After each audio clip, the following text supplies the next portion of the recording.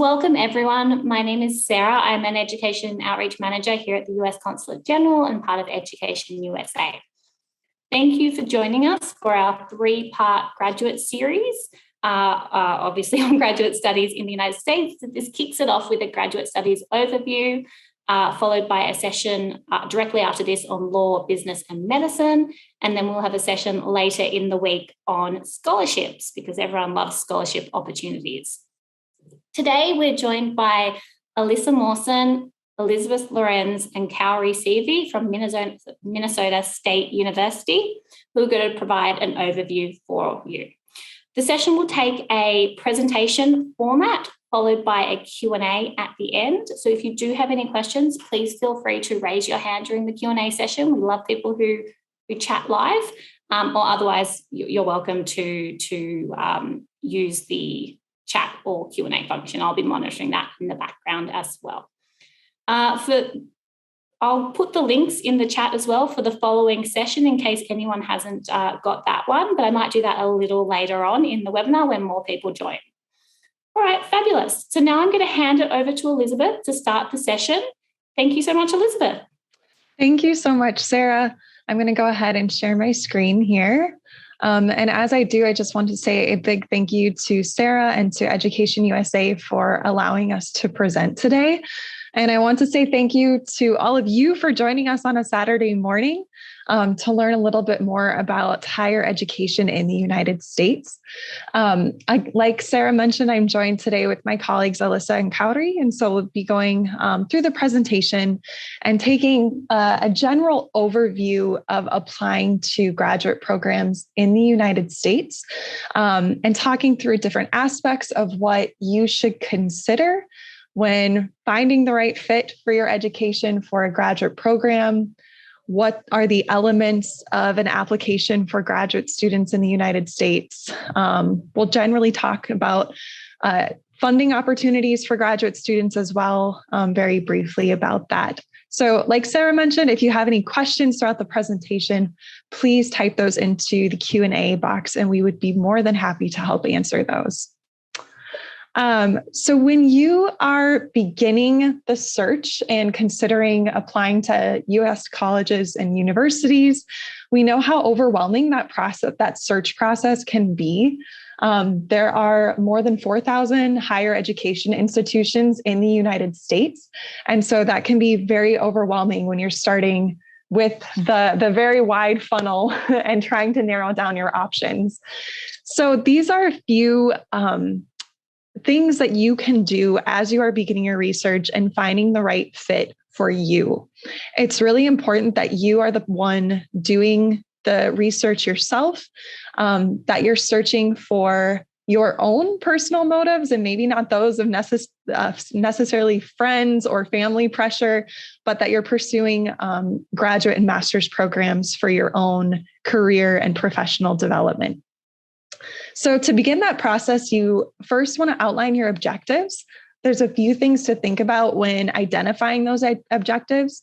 For master's programs in the United States, because they are so specialized and they really focus in on building skills for your professional career, or they focus on research and application of research, you need to have very specific academic and professional goals for master's programs. Bachelor students have that advantage because bachelor degree programs can be much more interdisciplinary and maybe more broad reaching. But at the master's level, that is when you become essentially a master in your profession and in your academic career. So identify those goals, determine what you want to achieve from your program. And along with that, decide what your non-negotiables are in a program. So maybe there is a specific type of facility that you want to have access to at your university. Maybe there's specific equipment that you need to conduct the research at your master's level. Maybe there's a particular location in the United States that you have friends and family members and you want to be very close to them when you're studying in your education. And so that narrows your geographic region of where you can search. Maybe there's certain faculty or professors within your program that are studying or focused on specialized research, and you really want to study under them. Those would be aspects of non-negotiables of what you really want within your education. And then, of course, most importantly, you need to estimate what your budget is. So what can you contribute to the cost of education? The second step you need to take is researching your options. So once you've identified those objectives, that's when you can really dive in and begin making a list of different programs and universities that you are interested in applying for.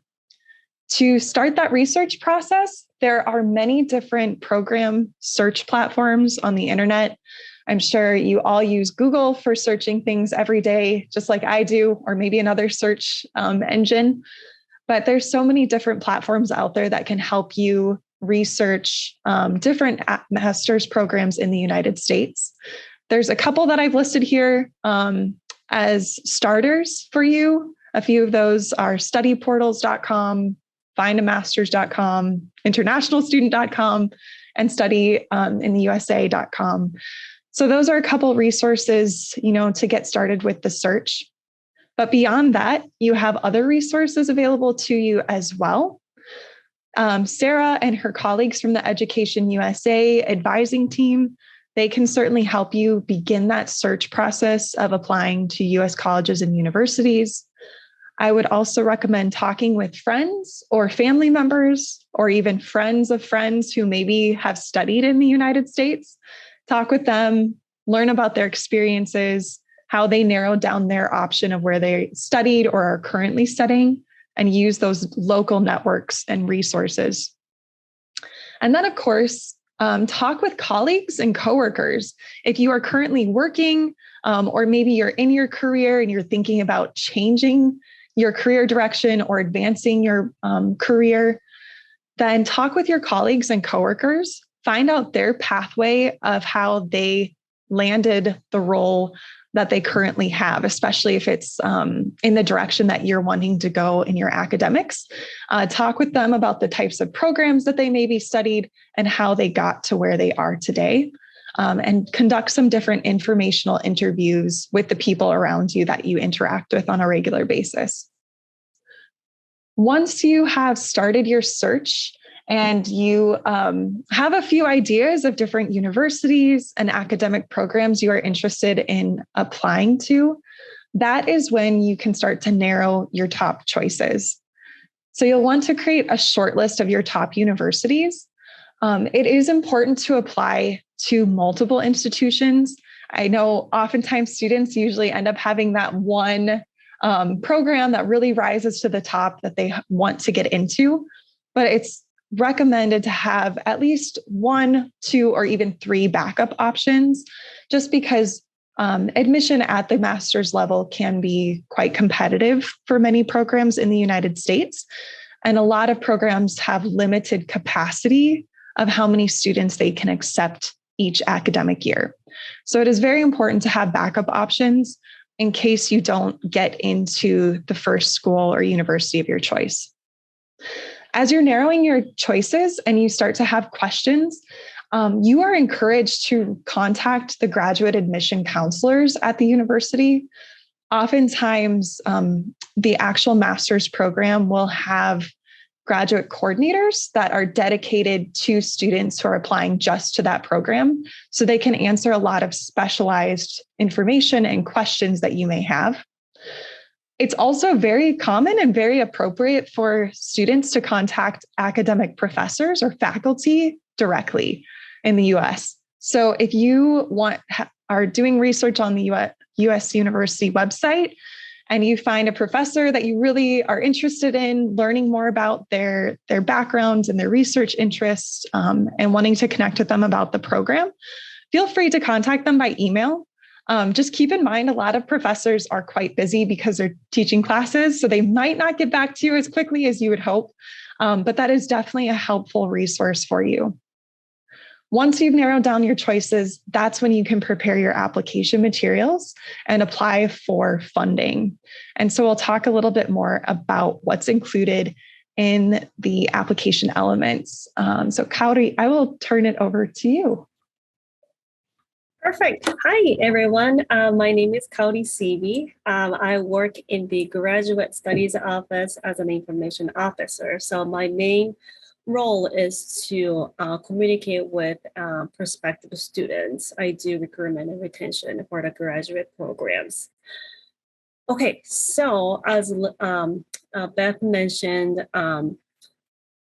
application can be cumbersome. Application can take time. So we would recommend submitting or preparing documents for application packet sooner than later.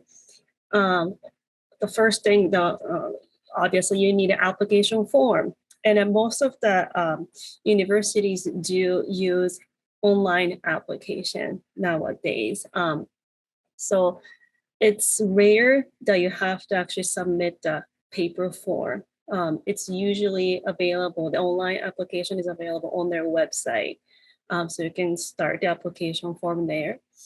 And as application fee, it's usually required. Some universities do waive application fee if you attend a session, if you go to their webinar. They might have a special code for certain applicants. So ask for it. If it's not mentioned on their website, it's worth asking. The worst thing can happen is they say no. And then official transcripts. We need to know what you've done in your undergraduate career, what kind of classes you took, and what or when did you go to the undergraduate program. So make sure to submit the official transcript. The difference between official and unofficial can be tricky. So official meaning the student applicant does not touch. So the official transcript has to come from the institution to institution. So the student does not touch that. Unofficial transcript or unofficial document, that means you, the applicant, is submitting. So that's the difference. And the credential evaluation. Some universities do ask credential evaluation instead of official transcript. What that is if you earned your bachelor's degree outside of the US, your transcript needs to be evaluated to see equivalent in the US. And there are many agencies that do that service. But universities sometimes specify which agent you can work with. So make sure to ask that question. And test scores, GRE, GMAT, or if English is not a native language, you would need TOEFL, IELTS, and Duolingo. Certain programs do require certain scores, so do make sure that you know what you need to score on those tests. And supporting documents, that will be statement of a purpose, letters of recommendation, resume or CV, and financial support documents. The statement of purpose is basically telling why you want to do this program, why you'll be the best candidate for this program, why I should be admitted to the program, and why you're interested in the program, what you want to do after you get the degree, that type of a thing. So I consider it as a interview sheet. So instead of you actually meet with the admissions committee, you apply to the program with the paper. So treat it like an interview. And letters of recommendation, you would have to ask your professors or instructors that you worked with, or advisor that you had, or any boss or supervisor at work that who can talk about you. If they're asked questions about you, who can talk about you? So most of the schools do require at least two. So make sure to start thinking who you'll be asking. And a resume and CV, we would like to know what you've done so far, And then this is where you can explain your job experiences, any awards that you received, or anything special about you. So make sure to put that in detail, but try to put it in 1 or 2 pages. Don't make it too long. And financial support documents. If you're applying for scholarships, or if you're applying for a graduate assistantship or anything along the line, you might need to submit a financial support document. So do make sure on their website and know what you need to submit. Okay, I'm gonna turn it to Alyssa. All right. Good morning, everyone. I'm Alyssa. I'm one of the assistant directors at our International Center. And my cat is here today as well. So she wanted to meet you all. I am the crazy cat lady in this group. So just continuing on about building that application, I just want to talk a little bit about how, as both of my colleagues mentioned, this is the first impression typically that faculty and review committees have of you. So be sure that you have a second set of eyes or even a third set of eyes on all of your application materials. But when you're building your application, some really good general tips that we can give are some of the following ones. So the statement of purpose is essentially your interview on paper. So you want to be sure that you're bringing out some of those academic and professional and personal goals that you have and that you expect from your program as well. So while faculty want to know a lot about your professional achievements that you've already had, they also want to know that you really do have an understanding of what you want to gain from this program. So bringing in those academic or professional and even personal goals is really important. I know when reviewing, I review a lot of job applications, not master's or graduate applications. But one thing I really struggle with when reading those letters is students will tell me everything that they've ever done, but it's not relevant to the position that they're actually applying for, or in this case, the program that they're applying for. So you want to make sure that while you're giving all of the excellent achievements you've had, you want to make sure that they are actually relevant to your program.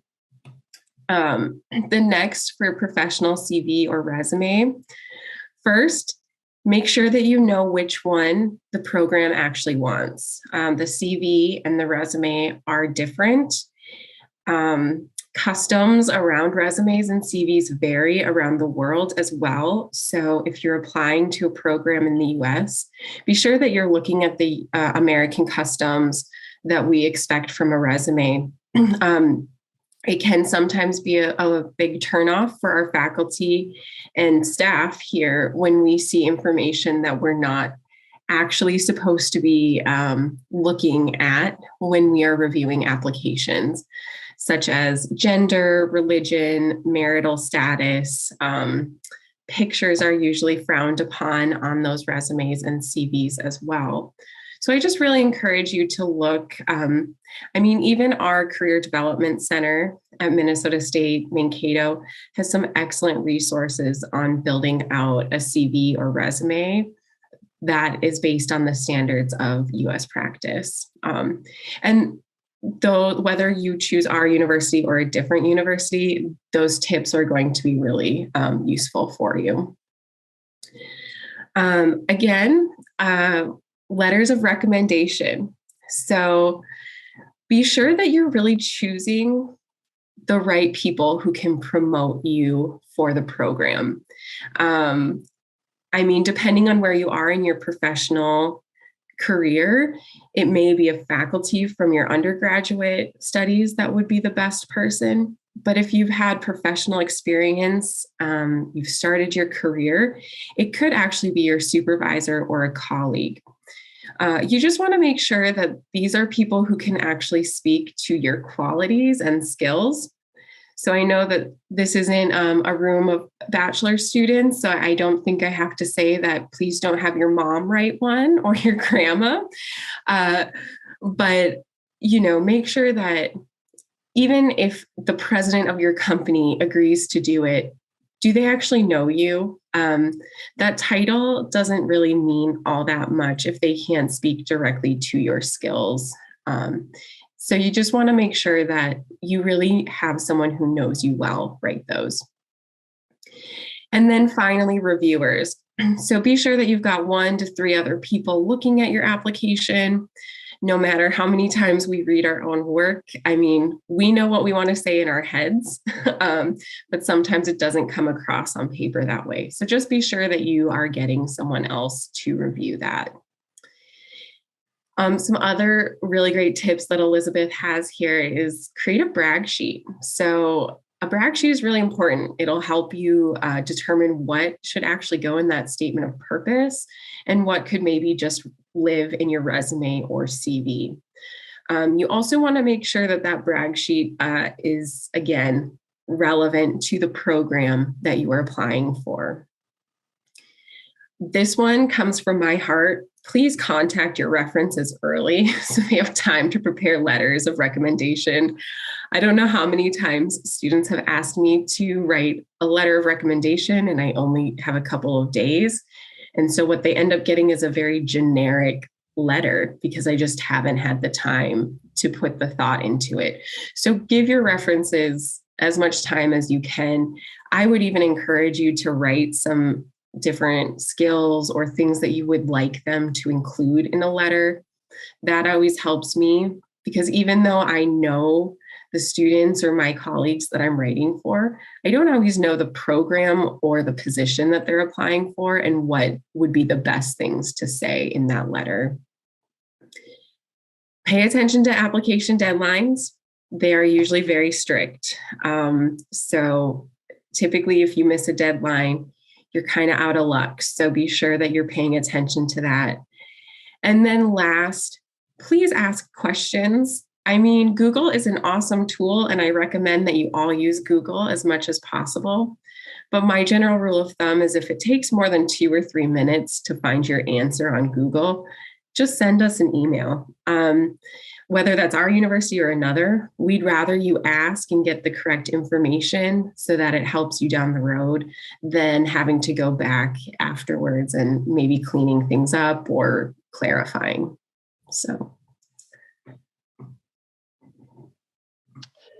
So another aspect of applying to U.S. graduate applications is funding. There is different funding that's available for graduate applicants. So we wanted to talk briefly or a little bit about how different types of funding and how to apply for graduate funding in the United States, since that might look a little bit different than what you may be used to in Australia or possibly other countries that you are considering applying to. So in the US, one type of funding that is quite common at the master's and even the PhD doctoral level is a term called assistantships. This looks a little bit different from university to university as far as what is included in the assistantship. But in general, there's 3 different types of assistantships that are available. One would be a general assistantship, where you may be working at the university campus for a student service office. For example, the admissions office at universities oftentimes will hire graduate assistantships to work alongside professional colleagues in the office to assist them with various tasks and functions. Another example, at Minnesota State Mankato, we typically hire graduate assistantships to work in the International Center to help with advising of other fellow international students and work with other tasks alongside the professional staff within our office. What's included in an assistantship is it really is tied to a position on campus where you are working in a position similar to a job. So you will have real responsibilities, professional responsibilities as part of that assistantship. And in compensation for that assistantship, you will receive some type of tuition waiver. So a portion of your tuition may be paid or waived by the university. And in addition to that, you may also have a living allowance or a living stipend that you can use towards your personal expenses of some value. So that's what an assistantship is you will have some formal role at the university and you need to carry out the activities of your position. And that is what you receive in compensation for that. So I mentioned the general assistantships related to student service offices and advising. Other types of assistantships include research assistantships. As the name suggests, you would be hired by an academic program or department at a university to participate in ongoing research with the faculty. So oftentimes they'll hire research assistantships when they have grant money that's been made available to them to fund different positions for the research that's happening in that department. So if you are selected for a research position, you likely would just be responsible for the research objective of that position, and then in compensation would have the tuition waiver and whatever other benefits are included with that financially. The third type of assistantship would be a teaching assistantship. Again, as the name suggests, you would be assisting as a teacher for undergraduate students at the university. So you would be working alongside academic professors and faculty in your program to help advise or teach the undergraduate students in the first years of their program.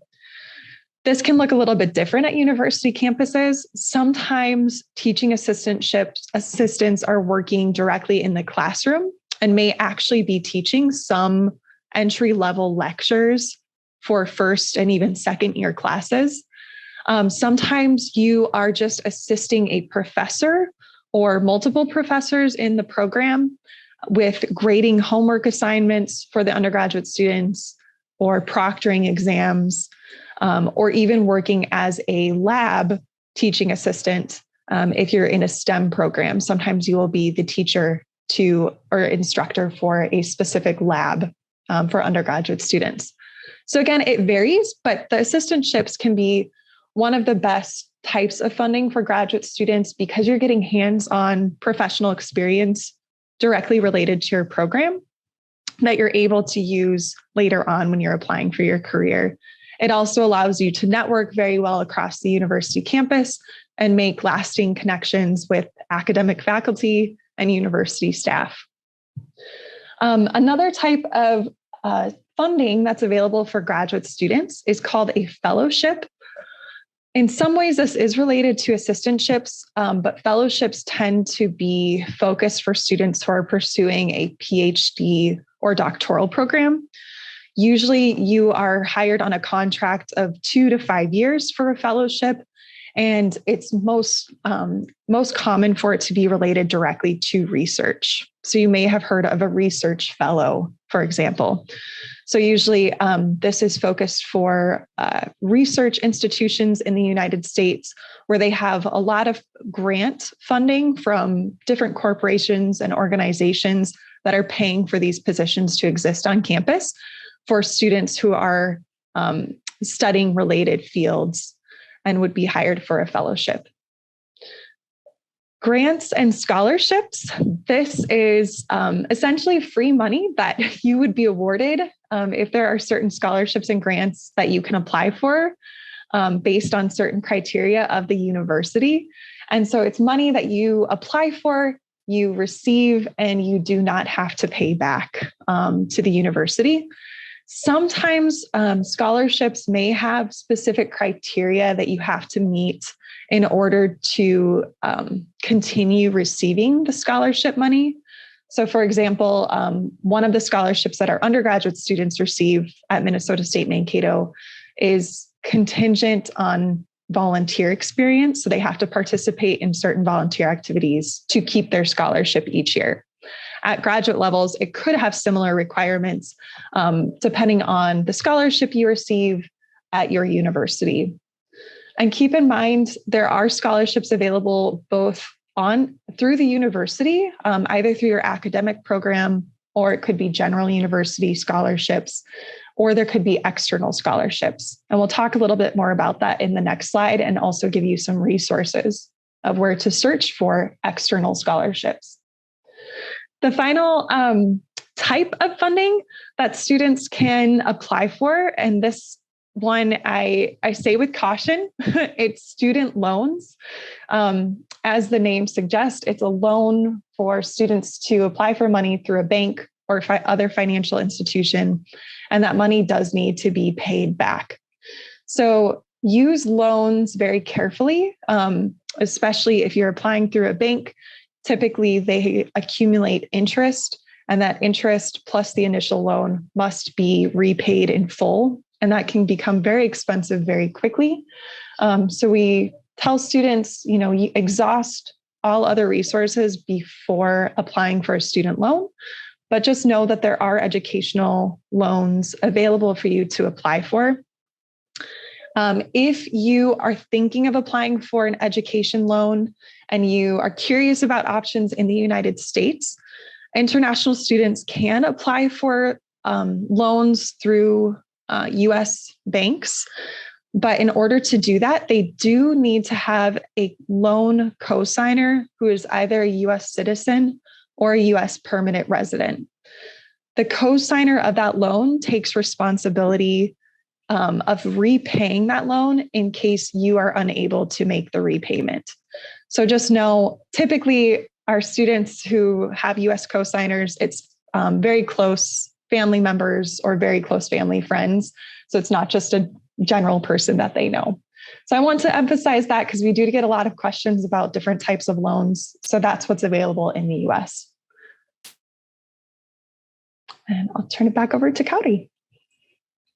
Okay, so we're going to talk about how to apply to those funding opportunities. So first thing first is to start searching. Again, Google, type scholarship, or go to their school website and then start typing scholarship. And that should usually take you to the scholarship website that they offer. And then financial aid options on university or program website. I want to remind that financial aid, when we talk about financial aid, it usually refers to FAFSA, which is only available for U.S. citizen or permanent resident. So you, as an international student, may not qualify, but don't give up on the hope. May not. So sometimes instead of financial aid, they will suggest international version of financial aid the university has. So again, always ask the question. And then 2, contact graduate admission counselor and academic faculty. So as an admissions office, we tend to know most of the scholarship that's available for students on campus, but there are always some small or the very specific scholarship that we are not aware of. So this is when you need to talk to the academic faculty or program coordinator and say, I'm interested in your program. Is there any funding opportunity for me? So always ask the question. And then 3, apply directly for a scholarship through a university application. Usually scholarships are available for the university's own students. University doesn't really give out scholarship to other university students. So make sure to apply through the university application system. And sometimes you need to be admitted to a program in order to apply, but some schools are not on the same system. So ask the question, how can I apply for a scholarship? Do I need to be admitted first, or can I start applying without being admitted? Which way is it? Ask the question. And then 4, sometimes automatic consideration during the application or admission process. Say you have achieved a very prestigious award, you have been awarded some awesome stuff. I don't know what to say. But then university or the program may offer you some scholarship opportunity without even applying to. Some universities apply, no. Some university admit students with a scholarship package saying you've been admitted, this is how much you're getting, would you like to come? So this is why it's very important to talk about your past experience, past achievements on your resume and statement of purpose, because it could be money for you. And 5, search external scholarship platforms. So scholarship is not only available, scholarship is not, what am I trying to say? So you don't need to use university website to look for scholarships. There are other places you can go to. Sometimes governmental website, they do offer scholarship for students who want to go study abroad or who want to study certain area, that type of thing. So start Googling. Again, that's the keyword for today. Start Googling, and you never know what's going to find. But we want you to know that if some website says, okay, pay us $20 so you can apply for the scholarship, that's not the place you want to go to. That's not a scholarship. You give $20 and they'll just disappear. Okay, so it's usually free to apply to a scholarship. So make sure you do not pay any money to apply for scholarship. That's something I really want to focus here.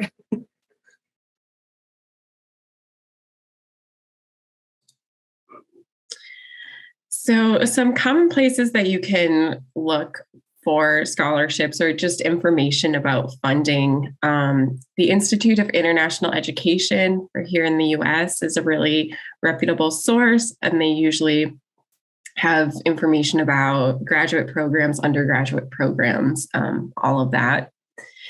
Education USA, of course, they're probably one of the best places to look and ask for help from. In the US, we do still have the hashtag You Are Welcome Here scholarship. So only certain universities take part in this scholarship, and some universities take part in the program, but not in the scholarship part of it. So you will need to look into that a little bit more carefully. It's usually renewable, and it can cover up to 50% of tuition. So it's a pretty sweet deal if you can find that. NAFSA financial aid is a good place to look. That is the Association of International Educators here in the US and around the world. College Board is very reputable.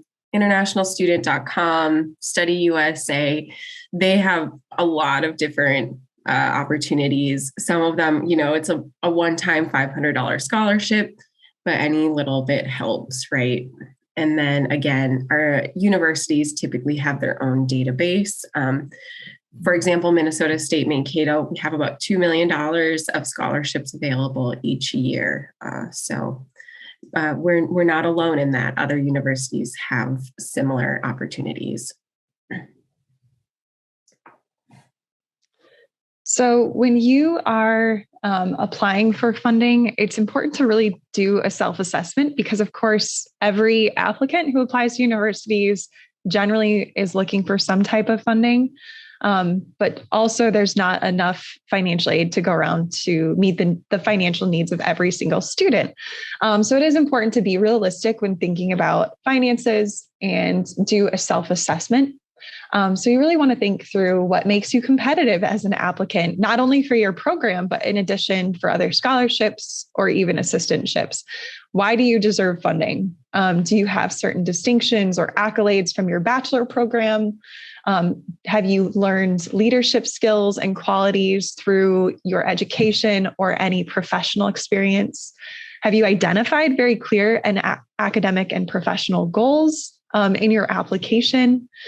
Are there any specialized skills or training that you may have received throughout your education or even your career? And do you have specific research goals as part of your graduate program? All of these things can be considerations for making a strong application for graduate funding, whether it's an assistantship, a scholarship, or even a fellowship that you might be applying for. It's important to have that realistic conversation with yourself. Okay, so now we talked about the cost. The scholarships, move on to the cost. So American universities are usually 9-month academic year. We usually do not count summer because it's not required. You can take courses during the summer, but it's not required. So we do fall, spring, which is 9 months. So on your I-20 is the form you need to receive from the university so that you can apply for the student visa. So that's the I-20. Based on the cost, estimated cost, specific amount goes on the I-20, which you need to prove that you have that funding with you. So that includes tuition and fees, living expenses, insurance, books, supplies, and dependent expenses. So tuition and fees, it's usually written on a website, a school website, so you can easily find that. Living expense depends on where you live. A cost of living in New York City versus Mankato, it's not the same thing. Insurance, usually international students are required to have health insurance that's provided by the university. And books and supplies, textbooks, notebooks, pens, etc. And dependent expenses. So if you're bringing your family, and dependent meaning is your spouse and children. So you cannot really bring your mom or dad with you. That doesn't count as dependent, unfortunately.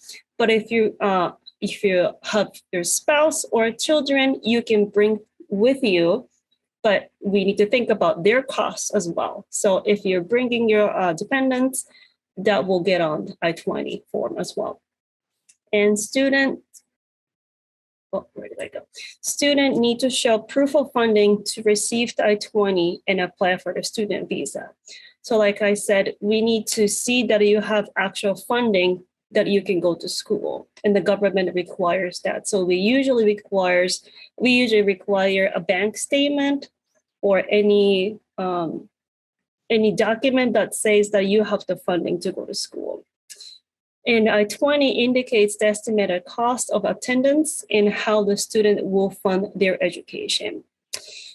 So quick tip is students are billed per term, not the full academic year, meaning unless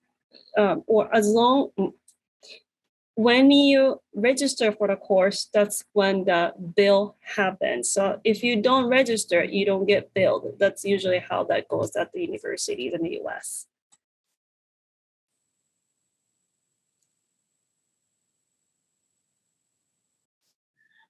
So after you apply, that's when even more work starts. So use that time wisely. So while you're waiting for the admission decision, you should, again, start researching additional scholarships and funding opportunities. Do not wait until the last minute. And if you do get those scholarships or funding opportunities ahead of time, then you can actually use those towards your funding for your I-20, which can sometimes help at visa appointments. Prepare for your visa interview. Some universities actually have sessions to help you with that. Our university has sessions with staff, and we also have one-on-one sessions that you can book with students who are trained in that. Search for living accommodations. You may not want to make any reservations until you have a visa, that's already been granted, but housing can be very competitive here in the US. For example, here in Mankato, for August housing, typically our students are looking at that already right now or earlier, depending on where they want to live. That may not be in all places the same way, but most in college towns or bigger cities, they probably will be that way. And then lastly, contact current students or alumni from the university and get more information about their experience.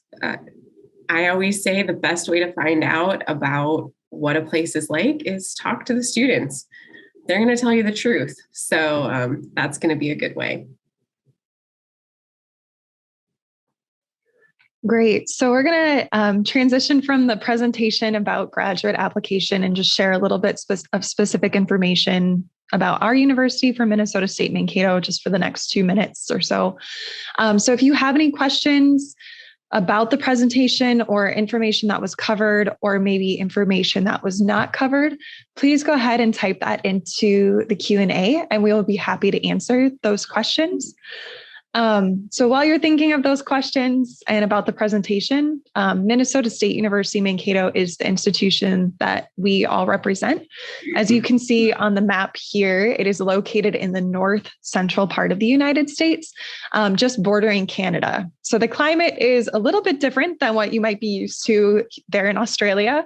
We do have 4 beautiful seasons and the temperatures can range pretty significantly between our fall, winter, spring, and summer seasons.